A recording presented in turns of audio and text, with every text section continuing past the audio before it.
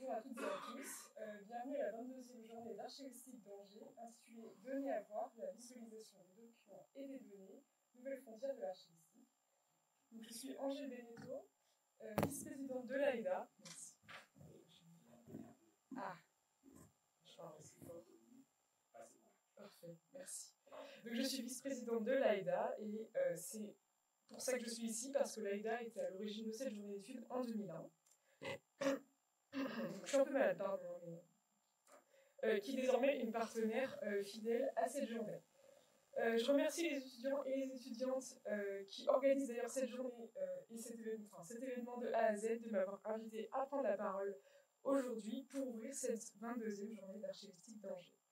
Donc j'imagine que tout le monde connaît l'AIDA, mais je vais me permettre de faire un petit rappel au cas où.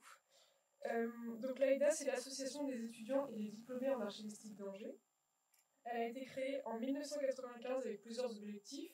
Donc, promouvoir les formations archives de l'Université d'Angers, intégrer les nouveaux étudiants et faciliter leur insertion professionnelle, ainsi qu'entretenir des relations avec les services d'archives et les associations professionnelles et estudiantines liées aux archives.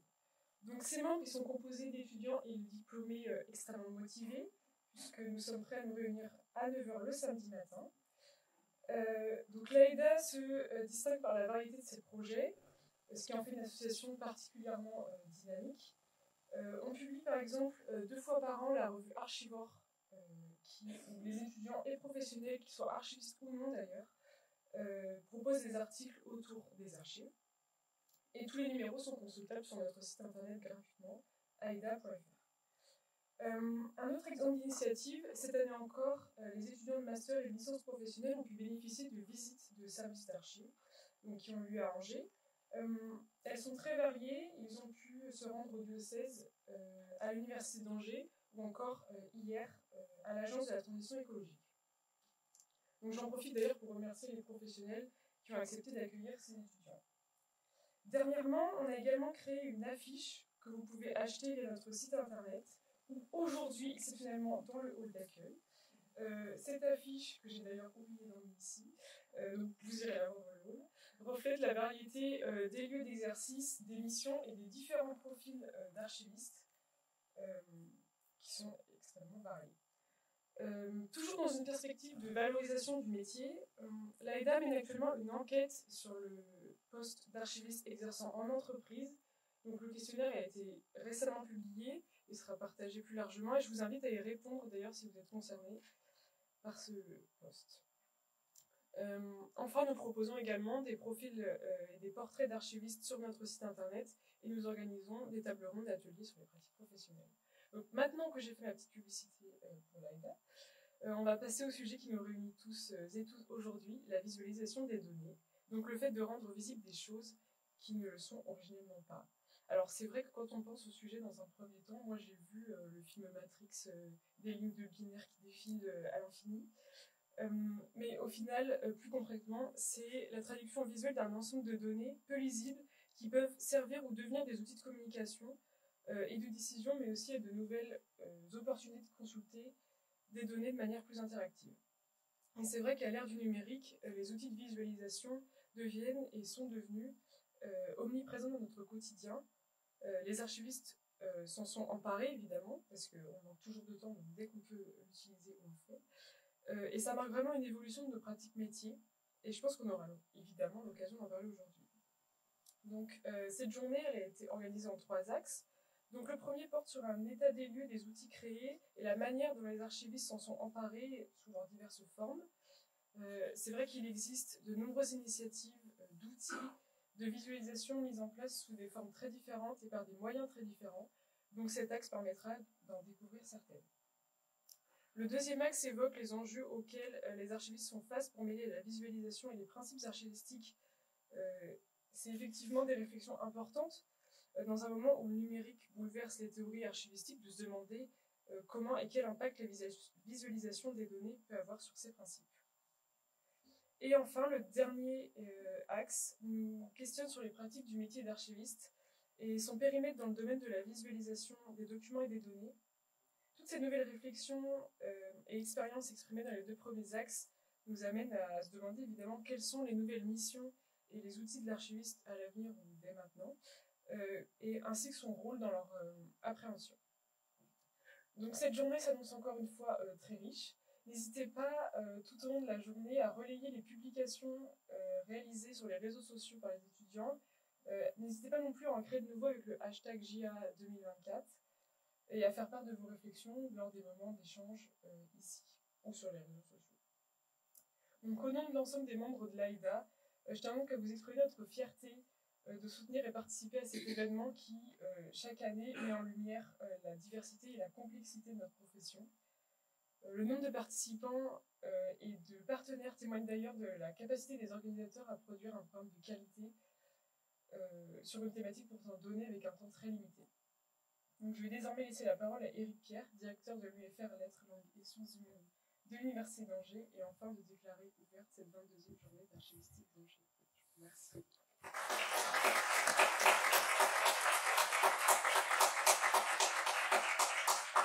Merci beaucoup. Donc c'est pour moi toujours un plaisir évidemment de venir participer à l'ouverture de cette journée d'études qui on est donc à son 22e numéro. Bon, pour ceux qui connaissent pas l'université, mais je pense que la plupart connaissent déjà l'université, on est donc à la MRGT ici, hein, la Maison de la Recherche. Et puis quand même la nouveauté de l'année, c'est que c'est la première journée d'études avec tram. Ce qui ne fait pas forcément gagner beaucoup de temps par rapport à ceux qui viennent de la gare, mais un peu de confort quand même et un peu de régularité dans voilà. Et puis j'espère, peut-être que vous l'avez pas fait ce matin, mais que ce soir vous pourrez en profiter, que vous verrez que le trajet est plutôt agréable hein, et donne une belle perspective sur la ville d'Angers. Bon, bien sûr, je vais remercier toutes les personnes qui ont participé à l'organisation de cette journée d'études, l'association, hein, toujours présente là, les équipes pédagogiques et puis surtout tous les étudiants qui ont travaillé pendant quelques semaines, quelques mois à cette organisation là. Cette journée d'études, je crois que c'est alors aujourd'hui, il y a une multiplication des journées d'études dans les masters. Mais les premiers, les pionniers, c'était vraiment les archivistes hein, qui ont initié cette journée d'études il y a plus de 20 ans maintenant. Et évidemment, cette journée d'études, elle est totalement exemplaire sur ce qu'on peut faire, sur ce qu'on doit faire dans un master. Comment on amène les étudiants à concevoir des éléments professionnels dont ils auront besoin sans doute dans l'exercice de leur profession là. Ensuite, c'est une sorte de, puisqu'on parle beaucoup de ça, de SAE, avant qu'on parle des approches par compétences, hein, mais c'est une approche par compétences. Là. Moi, ce qui m'a toujours surpris dans ces journées d'études, ou pas surpris, mais enfin, ce qui m'a toujours intéressé, c'est évidemment toujours la pertinence du choix des thématiques. Hein, et si on retrace en historien, puisque je suis historien, les programmes des 21 journées précédentes, hein, on s'aperçoit à chaque fois qu'on a affaire à des thématiques émergentes dans la pratique archivistique et que c'est à la fois l'occasion de faire un point aussi de choses qui ont les années précédentes commencé à se mettre en place. Hein, j'étais vraiment surpris, enfin non pas surpris, mais à chaque fois, donc je suis toujours intéressé par savoir ce qui va se faire. Mais le thème qui est choisi hein, me semble à chaque fois des thèmes extrêmement pertinents et qui arrivent au bon moment. Il me semble, voilà. Mais c'est évidemment lié à la très bonne connaissance du monde archivistique par l'équipe pédagogique là. Alors j'avoue que le thème là, quand je l'ai vu, je me suis dit qu'est-ce que ça veut dire que ce thème là. Et puis j'ai vu le programme quand même avant de venir. Et puis j'ai vu, oui, alors.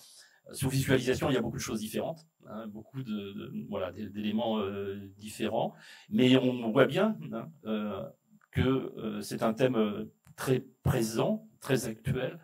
Voilà. Puis l'enquête des étudiants nous apprendra aussi sans doute beaucoup de choses, hein, puisqu'il y a aussi ce travail d'enquête qui est mis en valeur dans cette journée. Et puis on voit bien comment ces thèmes hein, vont entraîner des changements structurels sans doute dans les pratiques. Et puis sans doute dans les relations aux usagers. En tout cas, que ça permet de re-questionner la question des relations aux usagers. Bon, un tout petit mot, allez, c'est pas un mot critique, mais je suis une vieille personne.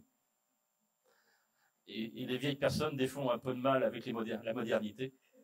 Alors oui, la couverture de votre programme est très belle, mais j'ai un petit peu de mal. Peut-être faut que je change de lunettes.